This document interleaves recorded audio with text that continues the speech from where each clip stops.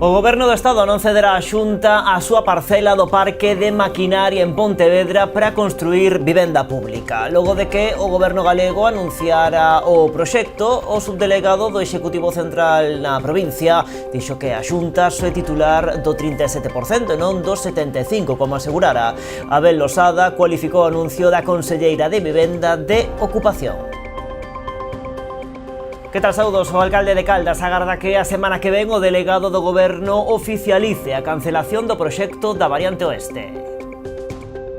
O PP, entretanto, garda cautela, de feito manteñen unha iniciativa que va levar ao pleno do Parlamento a vindeira semana. Desconfían do anuncio feito polo líder dos socialistas galegos porque din Besteiro non é a persoa que debera ter anunciado a cancelación da variante. A alcaldesa de Ribeira avanza con política social a que será a construción da futura residencia da localidade. A rexedora trasladoulle xa a Consellería varias posibles localizacións para poder desenvolver este importante proxecto para o municipio. A Deputación de Pontevedra cifra en máis de 87 millóns de euros o seu investimento en servizos e infraestructuras nas comarcas do Salnés e Caldas. O presidente provincial destaca tamén o investimento de 14 millóns de euros na rede viaria provincial nestas dúas comarcas. Pontevedra levará o seu modelo urbano ata Washington DC. Unha delegación municipal encabezada polo alcalde participará no Foro Mundial de Mobilidade. Vaino facer en concreto na sesión Mobilidade Activa, Camiños cara ao emprego e a prosperidade. Será o mércores 11 de marzo. E o Conservatorio Municipal Felipe Paz Carvajal de Noia organiza unhas xornadas de intercambio co Conservatorio de Música de Lalín. A iniciativa constará de dúas xornadas. A primeira vai ter lugar este vindeiro sábado día 7 na Vila Nollesa. Asuntos que tratamos de contado aquí nas Novas do Día en Canal Rías Baixas.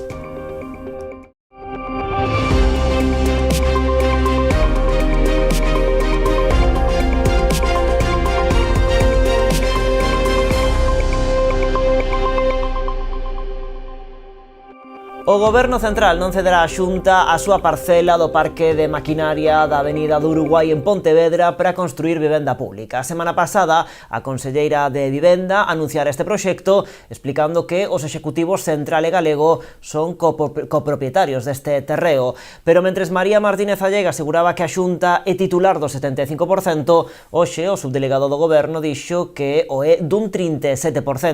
Por iso, Abel Losada cualifica o anuncio de ocupación. Pro subdelegado do Goberno, o anuncio feito a semana pasada pola conselleira de Vivenda sobre o proxecto da Xunta de construir máis vivendas públicas na parcela do Parque de Maquinaria da Avenida de Uruguai é unha gamberrada. Unha especie de gamberrada, siendo suave, institucional de la conselleira de Vivienda. Ahora que la derecha consiguió poner de moda el tema de la ocupación en el ámbito social y mediático, yo creo que nos ha demostrado pues un ejemplo paradigmático de lo que significa ocupar un espacio, ¿no? Pues primero rompe lo que es la cortesía institucional. Esto es algo parecido a si yo, el gobierno de España va, pues no sé, al hueco de la Ciudad de la Cultura en Santiago de Compostela y dice que quiere pues construir allí una instalación, lo que sea, o viviendas también de protección. María Martínez Allegue asegurara na súa visita aos terreos que a Xunta é propietaria do 75% da parcela, polo que a intención era pedir ao Estado a cesión do 25% restante para completar o proxecto. Pero hoxe Abel Losada defendeu que só o 37% é de titularidade autonómica. Pues ese 37% de control de la Xunta de Galicia, que se corresponde pues con las edificaciones, se estaba negociando entre la Xunta y el Estado pues una ampliación de algunos espacios para llegar aproximadamente a una relación de un 57% del espacio, de la superficie total, que son 2.768 metros cuadrados, 57% del Ministerio y el 43% de la Xunta. Losada asegurou que o Goberno do Estado sí que está a facer uso destas instalaciones instalacións. Empréganse, dixo, para depósito e taller de vehículos e maquinaria estatal. Pues es reivindicar primero el espacio, la utilidad del espacio. El espacio se está utilizando, el patio es imprescindible para la maniobrabilidad de los vehículos en algunos casos turismos, pero también camiones, y por lo tanto, bueno, pues, en fin, pediría respeto institucional y un pouco de seriedad. Ademais, Losada vetra o anuncio de Martínez Allegue un interese electoral. A mí me pareció, cuando lo vi, literalmente una ocurrencia que, bueno, no sé muy bien a qué responde. Insisto, yo creo que responde, bueno, yo entiendo que ella quiera ser candidata del Partido Popular a la alcaldía de Pontevedra, pero, hombre, que, en fin, que se paguen las campañas electorales el PP. Estas declaracións xa tiveron resposta dende a Xunta. A conselleira de Vivenda asegura estar abraiada tras escoitar estas declaracións de Losada, que cualificou de pataleta estéril. Segundo María Martínez, o seu departamento está en contacto co Ministerio de Transportes para tramitar a segregación da parcela e para conseguir o 100% da titularidade. E sinalou que a Xunta leva 17 anos pagando o IBI desta parcela. Non entendo por que molesta tanto ao subdelegado, polo tanto, non entendo por que molesta tanto o Goberno Central que queiramos hacer vivenda de promoción pública en solos que son titularidade da Xunta de Galicia. Eu creo que é unha patalidade estéril. Por suposto, se quere sentarse a falar pola nosa parte non hai ningún problema, pero non entendo este empecinamento en obstaculizar, en poner paus sobre as rodas a calquera actuación que esteamos a facer dende a Xunta de Galicia. Eu penso que deben tomar exemplo de outras administracións públicas que sí que están a colaborar. Por lo tanto, pedimos dilixencia, responsabilidade e sensatez a este Goberno Central que a través do subdelegado de Goberno está a dicir barbaridades que non teñen ningún sentido. Satisfacción no Concello de Caldas ante a cancelación do proxecto da variante oeste. O alcalde agarda que a semana que ven o delegado do Goberno oficialice ese anuncio para a partir de aí retomar o proxecto do 2008. O PP, entre tanto, garda cautela. De feito, manteñen unha iniciativa que van levar ao pleno do Parlamento a vindeira semana. Desconfían do anuncio feito polo líder dos socialistas galegos porque din Besteiro non é a persoa que deberá ter anunciado a cancelación da variante. Sobre o proxecto da VG47 entre a AP9 e o Porto de Vilagarcía, que a Xunta ten paralizado dende hai 10 anos, os populares de Caldas confían en que o goberno galego cumpra con este enlace entre Curro e San Simón. Tanto o alcalde de Caldas como os populares coinciden en que a cancelación do proxecto da variante oeste é unha boa nova, pero o PP pregúntase por que este anuncio o fixo o líder do PSDG. Alguén ten que explicar por que o señor Besteiro fai ese anuncio. A credibilidade do señor Besteiro nos merece pouco respeto dado os antecedentes. O alcalde quitalle importancia de que fose o secretario xeral dos socialistas o que trouxese este mércores a nova a Caldas. Eu casi estou contento polo que anunciaron, máis porque que non anunciara, non? Entendo que Xosé Ramón Besteiro, cando veu porque en novembro lle encomendaron aos veciños unha serie de cuestións. El, naquel momento, nos momentos difíciles, veu, escoitounos e agora veu a trasladar o resultado das súas xestións. O rexedor agarda que o mércores que ven o delegado do Goberno oficialice ese anuncio. Anunciado está, hai unha reunión co delegado, efectivamente. Eu non teño un papel que o diga, pero está enfocado hacia esa solución. Todos esperamos que acabe en bo porto. Pero os populares non se fían, por iso manteñen unha iniciativa que van levar ao pleno do Parlamento a vindeira semana pedindo o arquivo do proxecto. A nós nos parece unha magnífica noticia, sobre todo se é verdade.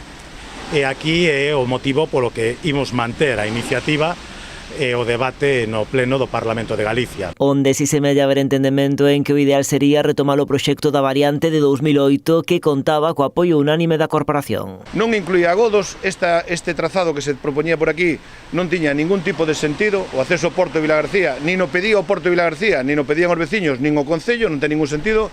Nos pedimos a variante oeste, que uniría a Nacional 550 ca Nacional 640. A diferencia fundamental é a coletilla, o acceso ao Porto de Vilagarcía. A variante de Caldas é donde incluso o propio Ministerio reconoce, os propios técnicos recoñecen que é onde está o problema, o cruce no casco urbano, e iso solucionase cunha alternativa que vaya desde a Nacional 550 á Nacional 640. O alcalde cre axeitado que a Xunta desbloquea ao mesmo tempo o proxecto do VG47 entre a AP9 en Curro e San Simón, que leva 10 anos paralizado. O problema deste estudio era o acceso ao Porto de Vilagarcía. É certo que se fai 10 anos non se houbera paralizado o enlace Curro-Ballón, o acceso ao Porto de Vilagarcía, a conexión do Porto de Vilagarcía ca AP9 estaría feito, co cual o problema que xurdiu en Caldas a través deste estudio non teríamos. O voceiro popular en Caldas confía en que cando chegue o momento ese proxecto tamén se vai a executar. É unha decisión do Goberno da Xunta de Galicia e me imagino que eles se manexarán os datos según disponibilidades orzamentarias e prioridades. O que está claro é que a Xunta de Galicia nos ten demostrado que aqueles compromisos que asumeu cos veciños os vai executando. O ritmo que a disponibilidade orzamentaria lle vai permitindo. Por outra banda, en canto ao anuncio da cancelación do proxecto da variante se faga oficial, o alcalde convocará un pleno extraordinario na procura dun novo acordo unánime como hai agora case 20 anos que non compromete o futuro de ningunha parroquia do municipio. E a alcaldesa de Ribeira avanza con política social a que será a construción da futura residencia da localidade. A rexedora María San Pedro trasladoulle xa a conselleira varias posibles localizacións para poder desenvolver este proxecto importante para o municipio. O revés sufrido tras o rexeitamento da Xunta o terreo ofrecido polo Concello nas Saíñas, onde estaba construída a antiga discoteca desta curva, o resultar inviable o proxecto da residencia nese lugar, debido ao cambio de normativa estatal, o ser unha zona de risco potencial de inundación, fixo que o Executivo ribeirense tivera que buscar outras alternativas. Despois de meses nas que os técnicos municipais estiveron valorando outras posibles opcións, o Concello xa lle trasladou á Consellería a proposta, que estaría situada nunha parcela de titularidade municipal para poder acoller ali a futura residencia. Estamos prácticamente xa pechando o que é a posibilidade de que esa parcela, a parcela que desexamos que sexa a elixida, pois sexa unha parcela de titularidade municipal, que polo tanto non lle vai a costar pois nada ao Concello a hora de facer a cesión de uso a Consellería de Política Social e, polo tanto, pois nos vindeiros días visitaremos a contorna xunto coa Conselleira para poder ver pois in situ a situación, a idoneidade e rematar pois de facer esos estudios técnicos que se están levando a cabo para pois reafirmar ou confirmar que esa parcela reúne todos os requisitos técnicos que se precisan. Dase así un paso imprescindible para a construción desta infraestructura, dando resposta a unha demanda histórica de prazas públicas para persoas maiores, non só para Ribeira, senón para toda a comarca. Por suposto, un servicio imprescindible para Ribeira, un servicio imprescindible para Galicia. Sempre se dixo que iba a ser pois esa nova residencia, esa primeira residencia do novo modelo asistencial da Xunta de Galicia, unha residencia pois con todas as facilidades, con todos os servicios para as persoas maiores, con esas habitacións individuais e, como digo, pois destinada ademais a 100 ou máis de 100 usuarios galegos. Polo tanto, creo que vai a contar de ser isto unha realidade, non? Este terreo pois cun espacio de esparcimento amplio, unha zona de lecer, por suposto, en Ribeira non pode ser de outro xeito con vistas ao mar.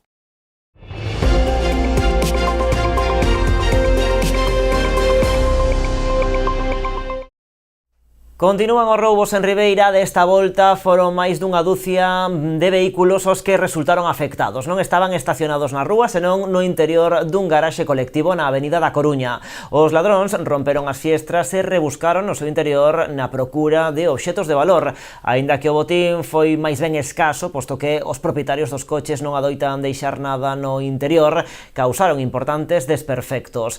Tamén na pasada noite rexistráronse roubos noutros vehículos estacionados na vía pública en pleno centro urbano de Ribeira.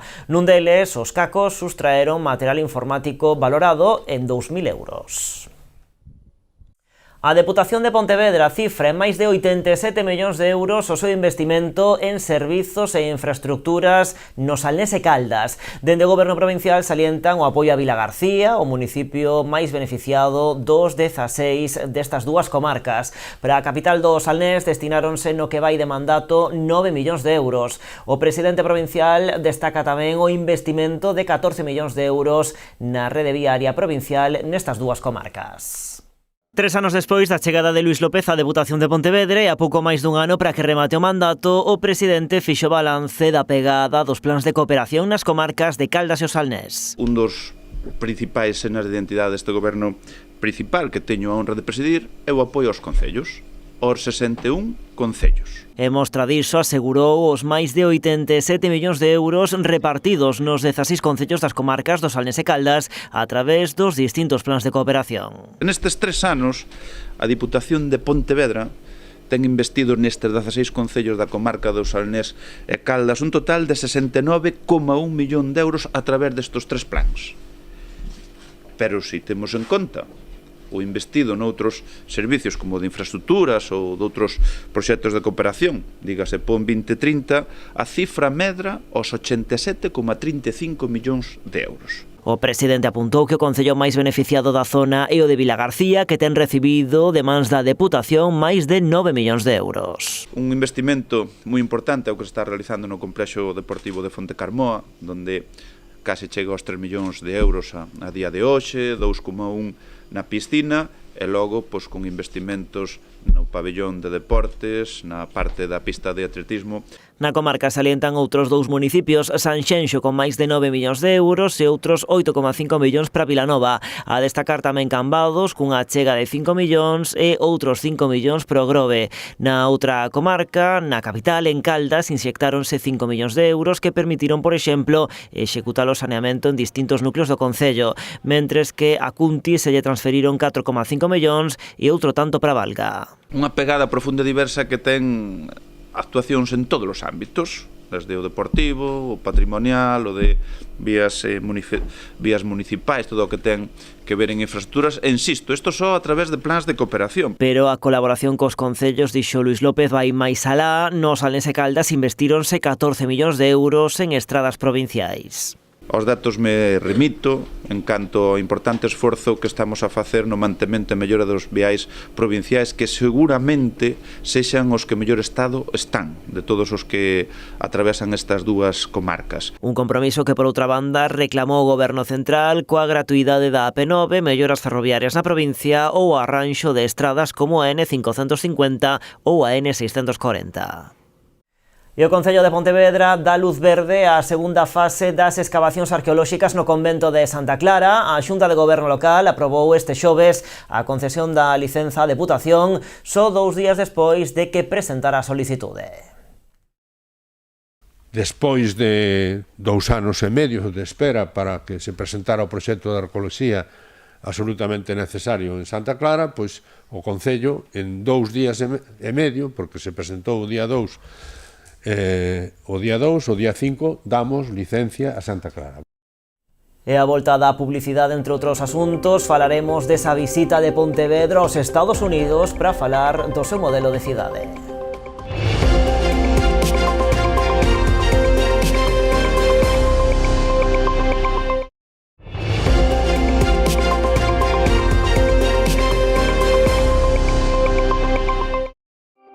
Aquí seguimos nas novas en Canal Rías Baixas. O PP levou ao Senado a diminución das posibilidades de pesca da frota española, que está a provocar un importante descenso da actividade. O Grupo Popular insta ao Goberno Central a adoptar medidas para incentivar a remuda xeracional no sector e evitar a súa progresiva desaparición.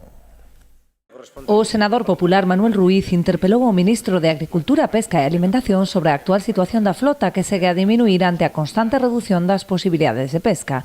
Ademais da rebaixa nas cotas, o senador popular referiuse tamén a outras trabas que enfronta o sector, como a entrada en vigor do regulamento de control, dificilmente asumible pola flota artesanal. ¿Qué hicieron ustedes hasta el 10 de enero, desde que se cambió el reglamento de control y podían ustedes simplificarlo?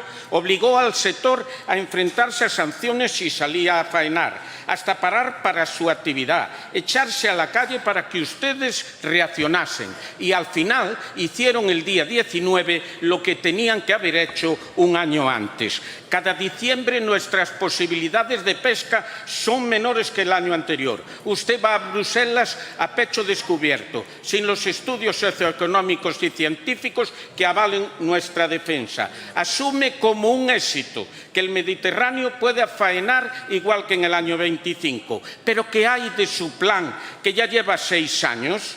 Pasividad mientras las flotas del norte de África campan a sus anchas, nosotros amarramos más de 200 días al año.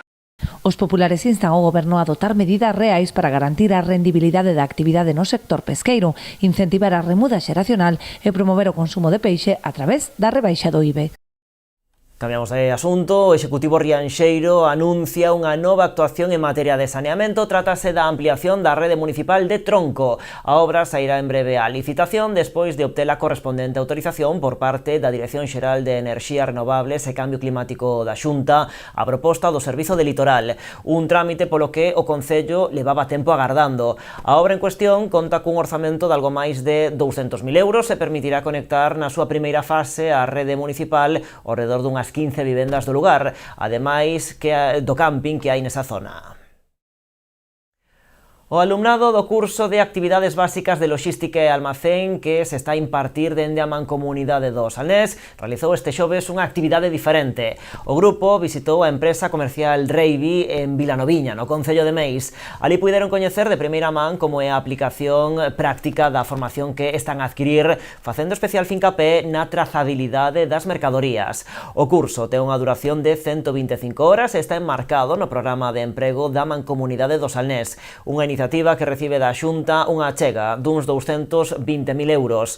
Pola súa banda, os concellos membros do ente comarcal achegan ao redor de 40.000. Estamos nun sector moi importante que é o da loxística, cada día é máis importante, ten moita máis trascendencia. Recomendamos e aparte desexamos que este curso destas 15 persoas, que son 15 persoas que se están formando, este curso sirva para complementar ou para esa formación, esa porcentaxe tamén de integración laboral que estamos falando en anos anteriores, 85-90%, pois que sirva precisamente para que, bueno, pois poidan ter ese posto de traballo ou esa posibilidade laboral que aparte adquiren esa experiencia e sirven precisamente para incluso para outros sectores. Me pareció bastante completa porque pasaron de enseñarnos desde el CAS a los distintos tipos de almacenes que tienen, tanto como frescos, congelados, que tienen 2 cámaras, la zona de carga y descarga, el tipo de etiquetado que llevan y además también nos enseñaron un poco cómo manejan el tema de organizarse ellos, tanto con PDAs como dentro del almacén, por pasillos,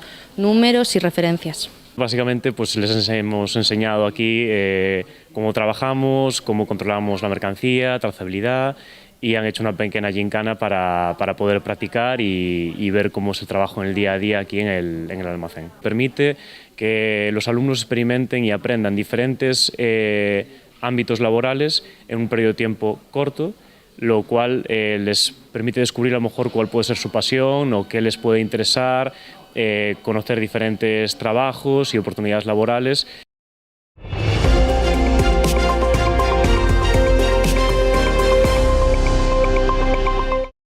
Pontevedra levará o seu modelo urbano ata Washington DC, nos Estados Unidos. Unha delegación municipal encabezada polo alcalde participará no Foro Mundial de Mobilidade. Farao en concreto na sesión Mobilidade Activa, Camiños cara ao emprego e a prosperidade. Vai ser o mércores día 11. O Foro Mundial invítanos no marco dese congreso, bueno, porque consideran xa hai tempo que hai un problema coa mobilidade nas cidades, nas cidades especialmente, e que hai que tomar decisións ao respecto, e nos invitan como un exemplo de boas prácticas recoñecido internacionalmente como un referente, non? No modelo de mobilidade, especialmente de base peonil. Neste panel debaterase sobre como a creación de espazos seguros para peóns e ciclistas actúa como un poderoso catalizador para a creación de emprego, o desenvolvemento económico e o dinamismo comercial. O alcalde exporá como o modelo urbano de Pontevedra apoiou os empregos no turismo, a hostelería e o comercio polo miúdo, ademais de acadar o fito de sumar 15 anos en mortes por accidente de tráfico. O Congreso é a principal conferencia mundial sobre solucións de transporte, coorganizada polo Banco Mundial e o Centro ROS para cidades sostibles. O convite a Pontevedra xurdiu tras a recomendación dun experto que coñeceu o modelo da cidade a través dunha conferencia no Colexio de Enxeñeiros da Coruña. A Casa da Xuventude de Ribeira encherase de vida co programa Por Fin e Finde. Trátase dunha iniciativa dirixido a mozos a partir de 12 anos que pretende ofrecerlles un espazo de encontro e unha oferta de lecer saudable. Xa está en marcha o programa Por Fin e Finde, que ofrece á mocidade ribeirense un espazo alternativo de lecer.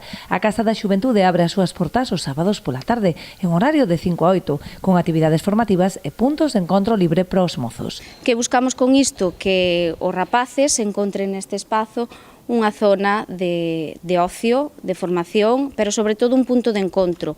Un punto de encontro non só entre eles, tamén un punto de encontro co Concello, coa Administración, para que poidan acudir a nós pois para ter asesoramento, para ter acompañamento, para buscar actividades, formación e, sobre todo, que nos sirva a nós como Administración para poder escoitalos, para recoller esas demandas que teñen os xóvenes e poder así seguir buscando actividades, buscar cubrir esas necesidades que teñen, sobre todo, esa franxa de idade a partir dos 12 anos.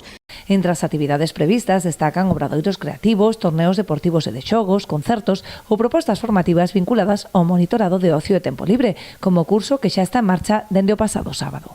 A mocidade pois hai pouco reuniuse en varios locais, entre eles a Casa da Xuventude, e nos fixou a proposta de que necesitaba un espazo para cando fai mal tempo, para cando chove, onde reunirse, onde estar. Eles van a facer propostas de actividades, pero nós quixemos ahora contratar a profesionais ca puntualización de que todos son de Ribeira e para que tamén teñan contido. Desde xogos de consolas, con Play, ca Wii, ca Nintendo DS, e temas formativos como curso monitorado e outros que presentaremos un poquinho máis adiante, e xogos de mesa, xadrez. Vamos a ter unhas grandes profesionais que traballan en Ámbar, que traballan ca Creva, para traballar todo o tema de creatividade emocional, repostería en inglés, cunha nativa. Bueno, é un longo etcétera. O uso deste espazo é de balde e sen inscripción previa. Ademais, o programa xa deseñado, os mozos poden facer as súas suxestións incorporando novas propostas a este proxecto, que busca promover a dinamización xuvenil no municipio a través dun ocio saudable que contribúa ademais á prevención de condutas de risco. O Conservatorio Municipal Felipe Paz Carvajal de Noia organiza unhas xornadas de intercambio co Conservatorio de Música de Lalín. A iniciativa constará de 2 xornadas. A primeira terá lugar xa este vindeiro sábado na Vila Noiesa. Aínda que as colaboracións entre os dous centros é algo habitual, a iniciativa deste intercambio realízase por primeira vez. Dividirase en 2 xornadas, a primeira delas xa este vindeiro sábado en Noia e incluirá ademais un concerto ás 6 da tarde no Coliseo Noela. Neste caso a proposta vai destinada ao grao profesional de corda, con rapaces de idades comprendidas entre os 12 e os 20 anos. Aínda que o aspecto musical será o protagonista, con este tipo de iniciativas búscanse tamén outro tipo de experiencias. É o primeiro intercambio entre estes dous centros que se ven a sumar a outras iniciativas que fixemos desde o Conservatorio, pero o punto novedoso que ten é que máis alá dunha experiencia musical enriquecedora vai haber unha convivencia na que compartiremos durante 2 xornadas ensaios colectivos, comidas, visitas guiadas a cada unha das localidades e, por suposto, todo culminará nun concerto. Dende o Concello que respalda esta iniciativa, destacaron a importancia destas xornadas. Para levar a cabo este tipo de iniciativas é necesario o compromiso dos profesionais encargados, como as persoas que teño ao lado, Carme e Moncho, aínda que é necesario destacar que xa é habitual neste Conservatorio de Música ver este compromiso, esta capacidade de traballo por parte de todos os profesionais que o conforman. Se trata de un intercambio que non é só un concerto, senón que o que se pretende é a convivencia entre os nosos rapaces e rapazas. É unha experiencia que enriquece tanto formativa como persoalmente. Desde o Concello apostamos por este tipo de iniciativas porque entendemos que hai que apoiar a cultura e a educación musical, que son ferramentas e unha inversión de futuro. A seguinte cita do intercambio será a vindeira fin de semana, o sábado 14, cando os alumnos do Conservatorio Noiés devolverán a visita aos seus homólogos da capital do Deza. E rematamos as novas visitando a exposición Castelao Grafista que acaban de inaugurar no Auditorio Municipal de Rianxo. A mostra de a Fundación a Obra Social de Abanca está conformada por fondos procedentes das coleccións da propia entidade, producida pola Fundación Torrente Ballester e incluída no programa Corrente Cultural.